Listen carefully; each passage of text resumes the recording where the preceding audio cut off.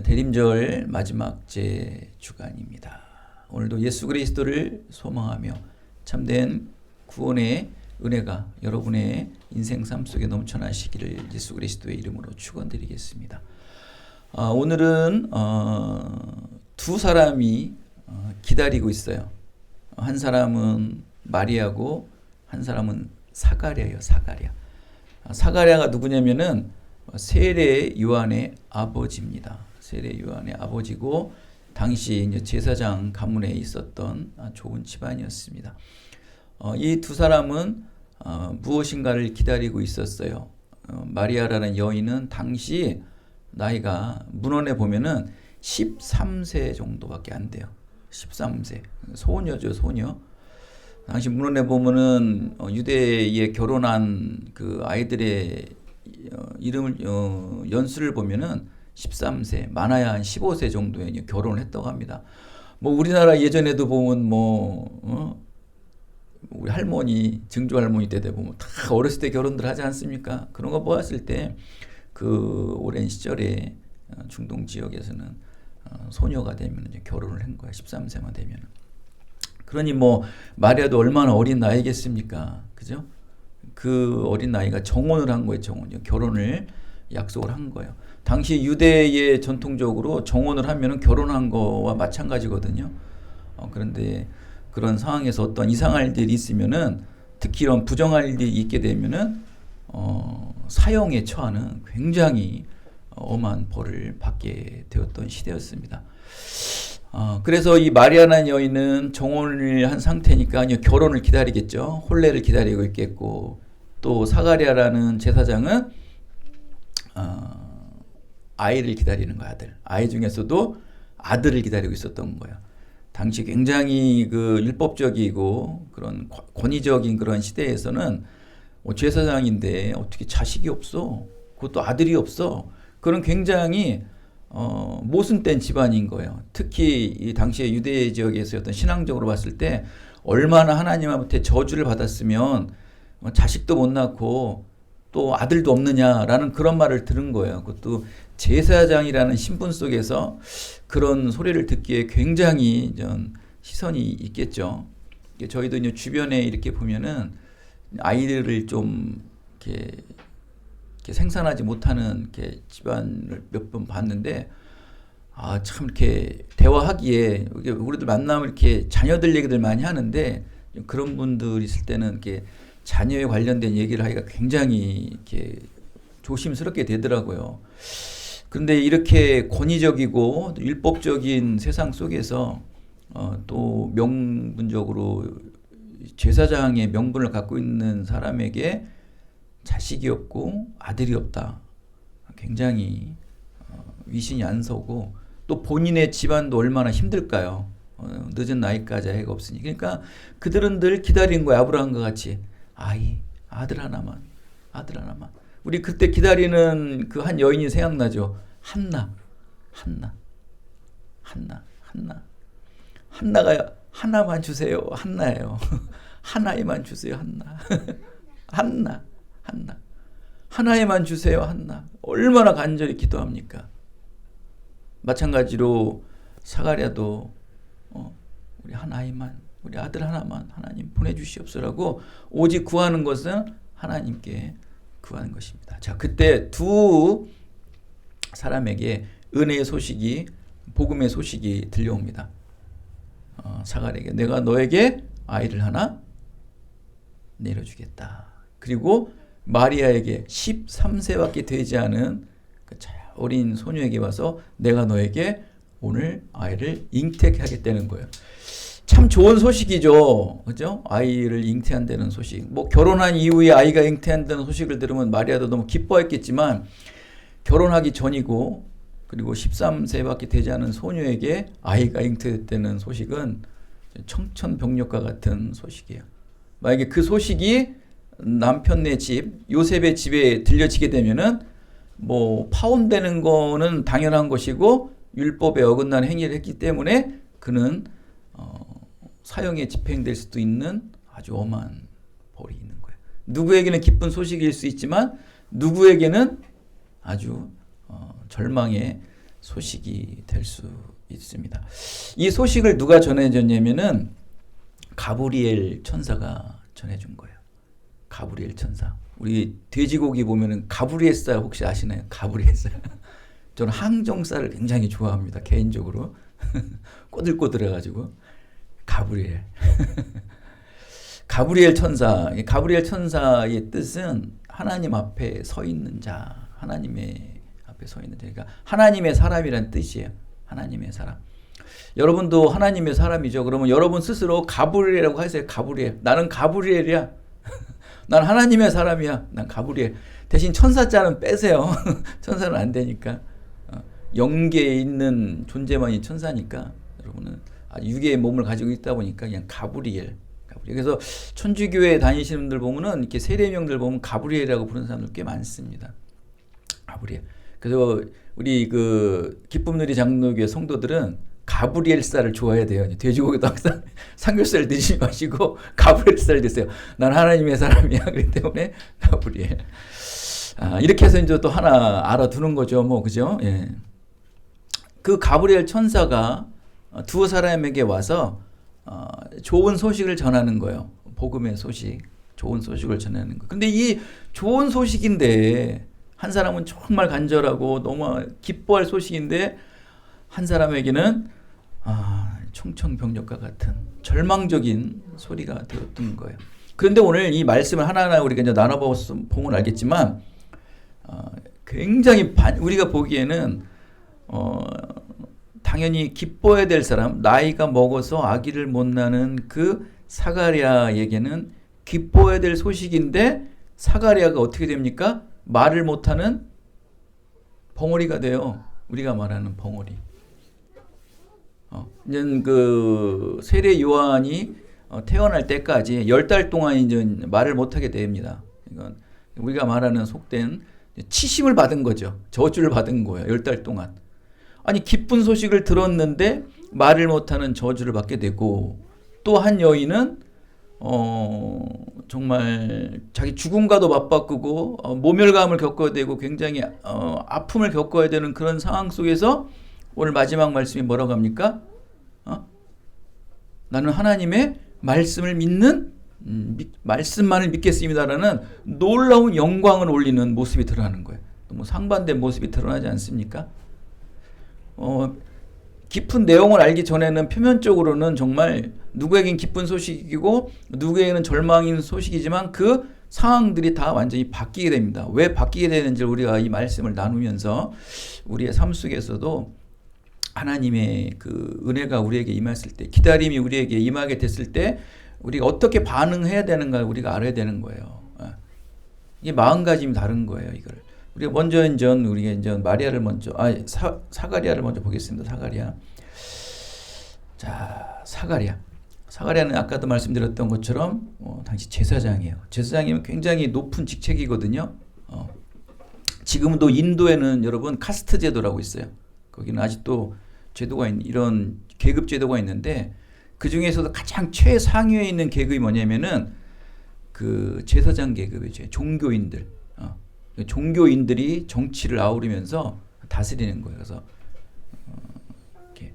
당시 유대교에서도 종교는 그들의 삶의 기본 삶이다 보니까는 이 제사장들은 굉장히 높은 직책이었던 거예요.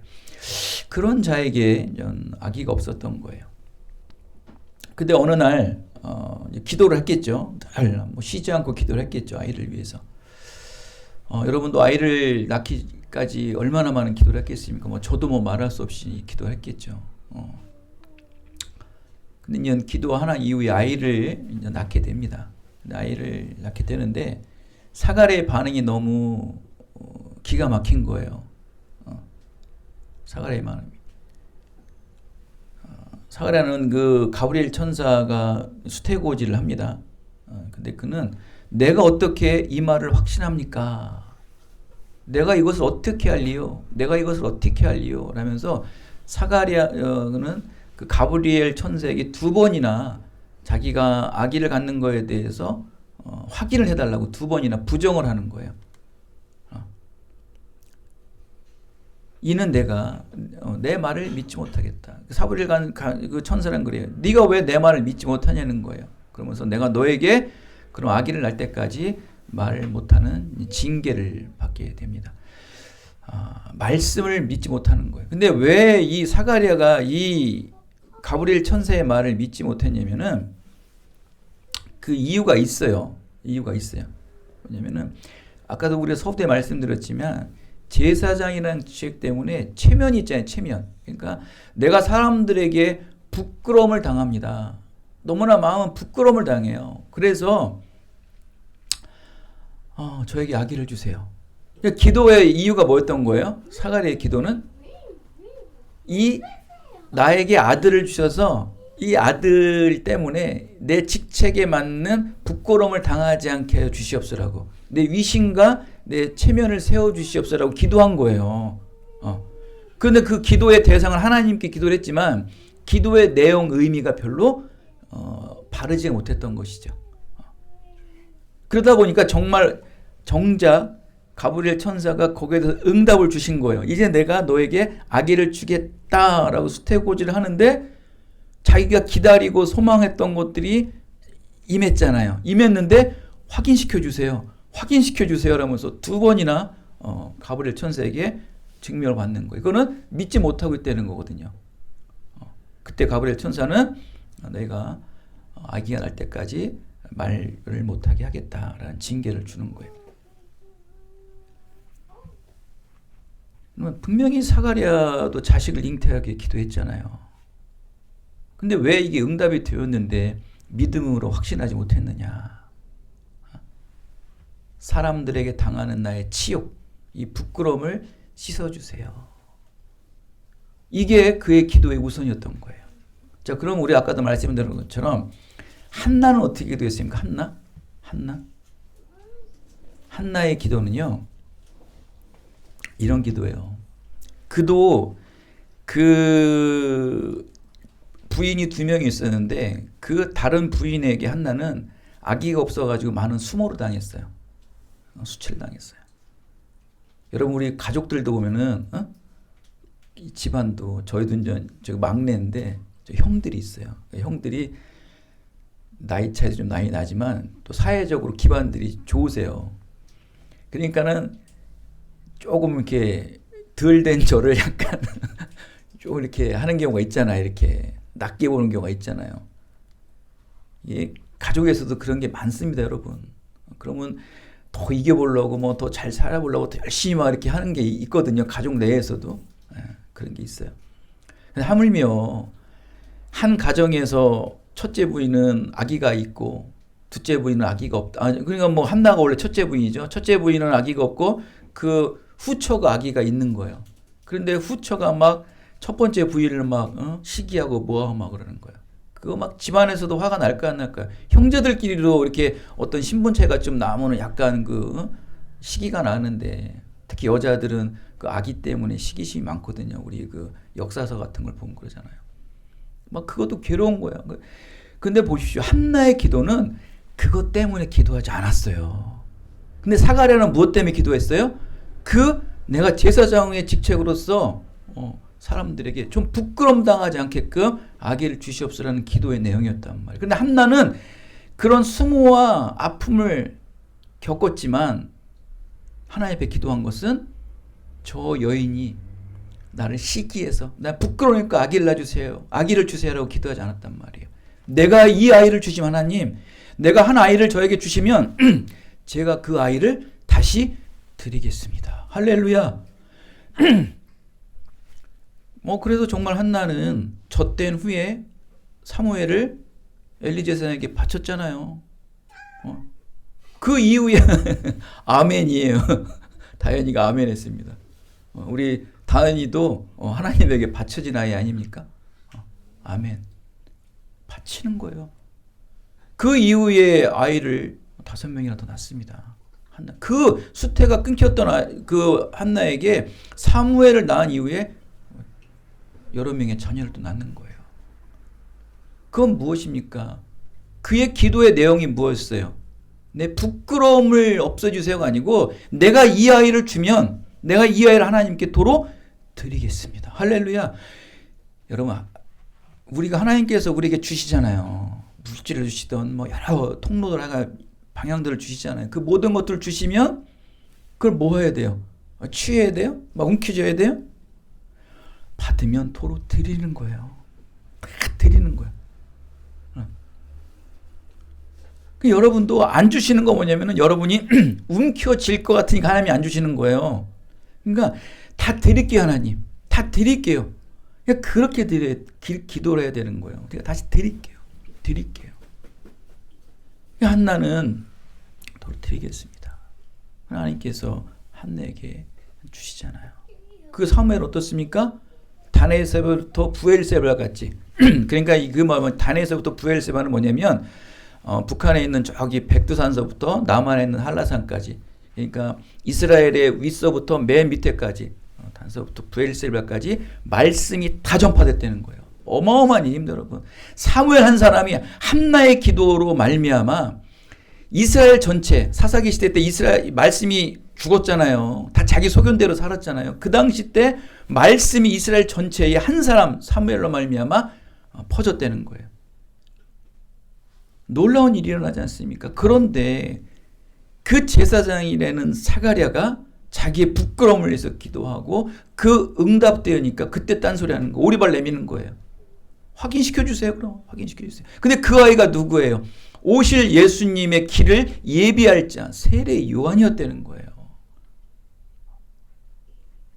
그러니 내가 하나님의 말씀, 온전한 뜻과 나에게 도로 드릴 생각을 해야 되는데 드리지 않는 마음으로 내가 이렇게 응답을 받으면 되겠냐 하면서 그런 징계를 받지 않습니까? 그리고 징계받은 이후에 성경에 나오지 않지만 아마 사가랴는 회개했을 거예요. 회개하면서 제사장이니까 늘 성제량하면서 기도하면서 어느 날 하나님, 제가 그럼 이 아이를 드리겠습니다 해서 세례 요한은 어떤 삶을 삽니까? 나시린의 삶을 살지 않습니까? 나시린의 삶을 결국. 그리고 하나님 앞에 이 사가랴 제사장도 세례 요한을 하나님 앞에 드린 거예요.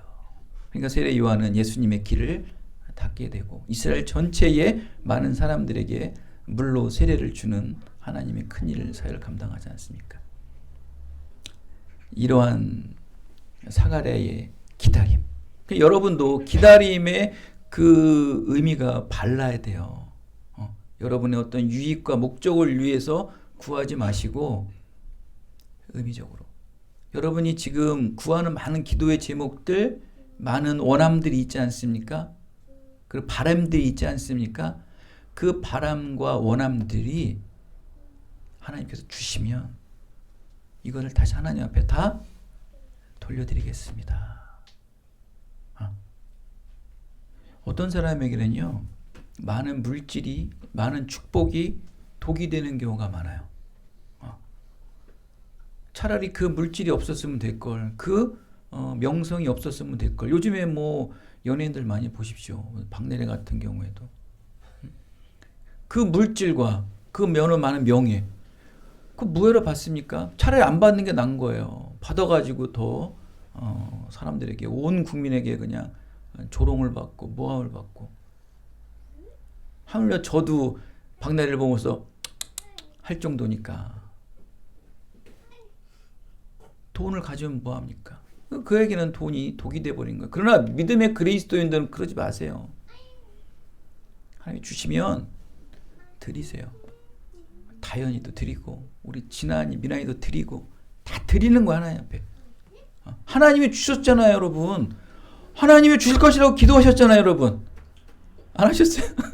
다윗 아기가 있을 때 기도했잖아요, 하나님께. 드리는 거죠. 드리는 거예요. 그래야 편해요. 움켜진 거 이렇게 놔야 편하지 자꾸 치면 힘들단 말이에요. 뭐 쉽게는 안 되겠지만 신앙의 연륜이 쌓이고 믿음이 점점 깊어지면 자꾸 놓게 되는 거예요.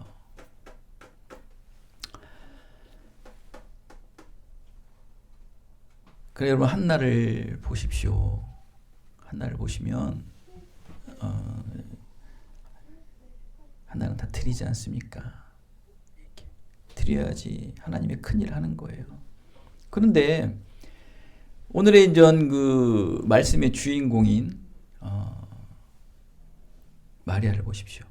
마리아 13세 밖에 되지 않은 마리아가 어느 날 갑자기 남자도 알지 못하는 마리아에게 찾아와 아기를 갖는다는 거예요.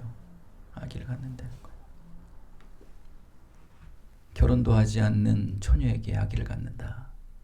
당시 시대상으로는 뭐 돌에 맞아 죽어도 손색이 없는 그런 죄를 진 여자예요. 근데 그의 행동은 정말 놀랍습니다. 그 행동. 처음에는 이 말을 처음에 들었을 때는 마리아도 의아해했겠죠.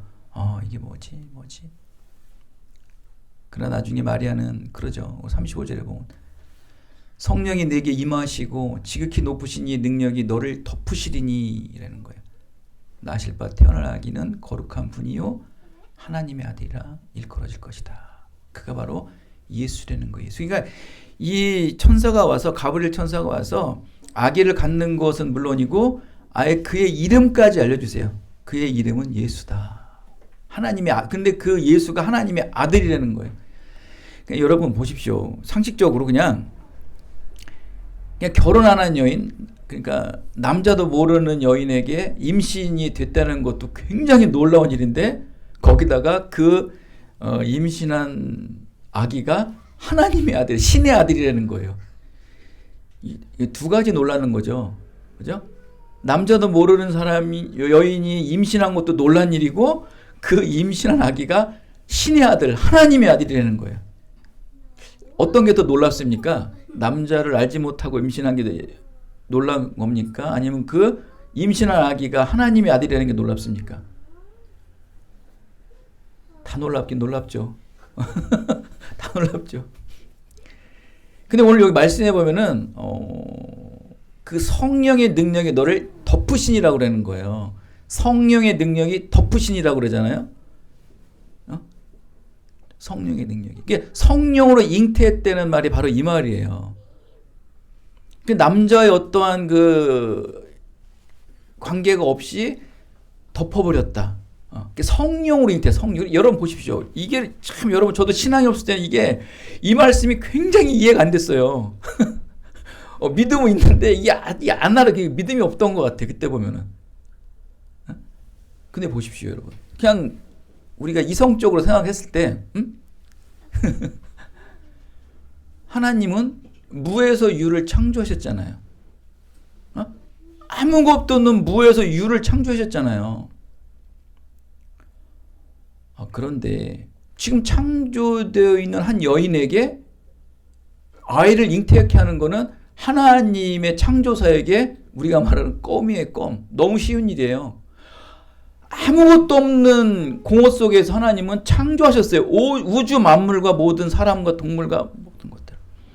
어마어마한 이 창조 사역 앞에 한 여인에게 하나님의 능력으로 아이를 갖게 하셨다? 이거는 아무 일도 아니에요. 너무너무 쉬운 일이에요. 정말. 그렇게 큰 창조 사역에서 한 여인에게 아이가 잉태됐다는 것을 보면은 논리적으로, 이론적으로는 참 와닿아요. 근데 이게 믿어지지가 않아서 문제지. 근데 여러분, 그 요한복음서 6장 69절에 보면은 오병이어의 기적을 베푼 이후에 여러분 오병이어의 기적도 잘 안 믿어지시죠? 저도 신학교 다니면 그런 오병이어의 기적과 그 다음에 이 동정녀 마리아를 못 믿는 사람들이 있긴 있어요. 신학생 중에서도. 근데 오늘 요한복음서 6장 69절에 보면은 이 오병이어의 기적을 보고 그 베드로가 이런 말을 합니다. 우리가 믿고 알았사옵나이다 그래요. 믿고 알았사옵나이다. 맞습니다.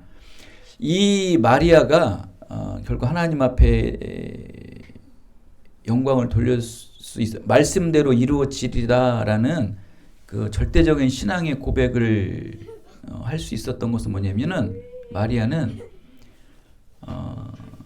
이 가브리엘 천사의 말을 듣고 믿고 믿음으로 알았던 거예요. 알고 믿은 게 아니고 믿음으로 알았던 거예요. 왜 저에게 동정녀, 왜 성령을 입혀서 임신하였습니까? 라고 요목조목 알려고 따진 게 아니에요. 알려고 따진 사람은 바로 사가랴예요. 사가랴. 사가랴는 알고 따진 거예요. 알고 따지니까 너희가 10달 동안 입을 막아놓겠다 해서 말을 못하게 만들어 놓잖아요. 그러나 도저히 이해가 안 되잖아요. 도저히 알 수가 없잖아요. 어떻게 홍해가 갈라져? 어떻게 오병이의 기적이 일어나? 동정녀가 임신을 해. 이것이 믿음으로 믿어지잖아요. 베드로도 그러잖아요. 믿어지니까 알겠습니다라고 그러잖아요. 그러니까 믿어지면 아는 거예요. 할렐루야. 이해하지 마시고, 그리고 이해한들 이해를 시켰습니다. 뭐 책이나 뭐로 다 이해를 시키고 논리적으로 다 설명을 시켰습니다. 그럼 뭐라는지 아십니까? 그런 사람들이 대단해요. 하나님의 일이 대단합니다. 하나님 이런 일을 하시는군요. 박수 보내고 찬사 보내요. 그리고 돌아가요. 그리고 믿음이 없어요. 그리고 교회 안 나온다니까요. 그런 사람들. 안 나와요. 한번 보십시오. 이해시켜주고 설득시켜주고 확인시켜줬는데 대단합니다. 하나님 정말 대단하십니다. 그냥 거기가 끝이에요. 그리고 신앙은 믿음이 안 들어가는 거예요. 그러니까 교회라는 것은 하나님이라는 그 존재를 믿는다는 것은 믿음이에요. 믿음. 하나님은 없잖아요. 보이지 않잖아요. 만져지도 않잖아요. 근데 믿음은 만져지고 믿음은 보여지고 믿음은 들려지는 거예요. 믿어야 알아지는 거예요. 13세밖에 되지 않은 그 소녀가 어느 날 갑자기 잉태가 됐다는 소식에 알려고 하지도 않고 따지려 하지도 않고 확인하려지도 않고 제가 믿겠사오니 이 말씀이 내게 이루어질 것입니다. 라는 고백으로 끝나는 거예요. 그리고 돌아갔더라 그러잖아요. 이게 신앙이에요. 신앙. 성령이 덧입혀지면 하나님의 영이 우리를 덧입혀주면 믿어지는 거예요. 믿어지면 놀라운 일들이 일어나는 거예요. 알려고 하지 마십시오. 하나님의 일을 알려면 사가랴와 같이 다쳐요. 입도 닥치고 눈도 다치고 코도 다치고 마음도 다치고 상심하고 시험 들어요. 시험 든 거예요. 시험. 다쳐요. 절대 알려고 하지 마세요. 하나님을 알려고 하면은 눈이 멀고 죽어요. 진짜 하나님을 보면 죽잖아요. 구약시대 때. 성경적으로 얘기하는 겁니다, 여러분. 하나님을 알려고 하면 안 돼요. 하나님은 무엇으로 알아야 돼요? 믿음으로만 아는 거예요. 믿음. 그 믿음은 어디서 나오는 거예요? 믿음은 하나님의 은혜에서 나오는 은혜. 하나님의 은혜에서 우리가 믿음이 나오는 거예요. 하나님의 은혜를 늘 받아야 돼요. 하나님의 은혜를 늘 받으면 믿음이 막 나가요. 그렇게 미웠던 남편이 그렇게 미웠던 사람이 이 믿음이 흘러나가면 사랑스럽고 괜찮아 보여요. 기특해 보이고 신비한 거죠. 믿음이 나가면 예수님께서도 십자가에 못 박히셔서 믿음이 흘러나가는 거예요. 믿음이. 몸과 육신과 온 신경은 아프시죠. 왜 고통이 없으시겠어요. 내 눈으로 보이는 이 미운 사람이 밉죠. 내가 며칠 전에 나에게 욕하고 나를 모멸했던 게 생각이 나죠. 왜 안 나겠습니까, 여러분? 나죠. 그런데 이 믿음이 나의 모든 이 신경의 세포의 마비를 해놓는 거예요. 잠깐 멈추는 거예요. 그리고 믿음이 흘러나가게 해서 이 사람 분명히 미운 사람인데 자꾸 미소가 나고 말해서 사랑이 흘러나가는 거예요. 이거 어떻게 합니까? 마리아도 속으로는 그랬을 거예요. 어떡하지? 큰일 났네. 우리 남편 요셉한테 나 아기가 됐다고 얘기해야 되는데 이거 어떻게 얘기하지? 하는데도 입으로는 뭐가 나가고 있는 거예요? 내가 이 말씀을 믿겠습니다. 말씀이 믿어집니다. 그래서 저는 여러분에게 늘 얘기하는 게 여러분의 신앙의 삶은 51대 49가 되어야 돼요. 아직 우린 육신의 몸을 가지고 있잖아요. 불완전한 육신의 몸을 갖고 있다 보니까 이 육신의 몸은 49%가 돼야 되고 불신도 있고 미움도 있고 교회 나올 때 오늘 쉴까? 귀찮다. 기도도 오늘 쉴까? 그게 49%가 움직이는 거예요. 그건 뭐 할 수 없는 거예요. 그러나 이 49%를 다스릴 수 있는 게 51%의 믿음이에요. 51%가 그것을 눌러야 돼요. 이겨내서 행함으로 예배의 자리에, 기도의 자리에, 또 사랑의 행함으로 드러나야 되는 거예요. 그거를 다스리지 못하면 이 세상 삶에서 또 확인시켜 주세요. 하나님 알아야 이걸 믿겠습니다. 그러는 거예요. 그러면 또다시 사가랴 같이 10달 동안 입이 막히는 거예요. 또 그에 따르는 징계가 여러분에게 오겠죠. 아니면 여러분의 응답될 것이 늦어지겠죠. 사랑 여러분, 대림절 기간입니다. 이제 이번 주 수요일이면 성탄절입니다.